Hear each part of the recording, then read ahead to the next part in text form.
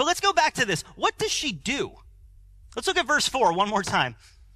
But the woman had taken the 2 men and hidden them. She said, yes, the men came to me, but I did not know where they had come from. That's not true. At dusk, when it was time to close the city gate, they left. I don't know which way they went. Also not true. Go after them quickly. You may catch up with them, but she hid them on the roof. What does she do? She lies. Rahab lies. Why are we harping on this? Let's go back to Hebrews chapter 11. Verse 1 says, now faith is confidence in what we hope for and assurance about what we do not see. That's verse 1. Look at verse 2. This is what the ancients were commended for.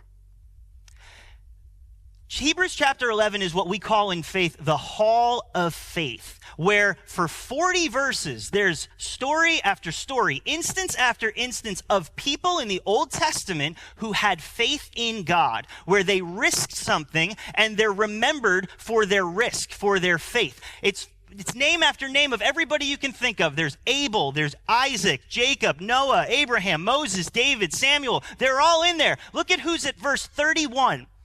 By faith, the prostitute Rahab, because she welcomed the spies, was not killed with those who were disobedient. What is she doing in there? She's a lying prostitute.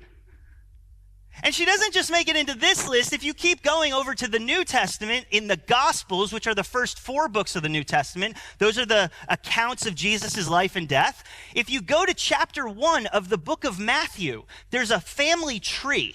It's a long list of names starting with Abraham. Look at verse 5. Salmon, the father of Boaz, whose mother was Rahab. Boaz, the father of Obed, whose mother was Ruth. Obed, the father of Jesse, and Jesse, the father of King David. If you keep reading, you get to Jesus.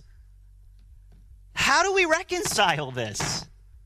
I was raised in church and I was taught not to lie. Some of the most memorable spankings of my life involve not telling the truth. But Rahab does it and she gets to sit next to Abraham. This doesn't seem fair. I'm working some stuff out now, but it doesn't seem fair. Is God okay with lying now? No. Definitely not. It is still number 9 of the 10 commandments. You shall not lie. You shall not bear false witness. But Rahab's lie is a manifestation of something deeper going on in her life. It is the first fruit of her faith in action. And God honors that action. Now, I want to be very clear. Rahab doesn't lie and God honors her sin. Rahab lied and God honored her faith. Rahab doesn't lie, and so God says, yep, everything's cool, and I'm going to honor that sin. He recognizes that she lies, but he honors her faith. This is not an example of God winking and nodding at something he explicitly said not to do. This is an example of God being faithful to partner with people who are pursuing him.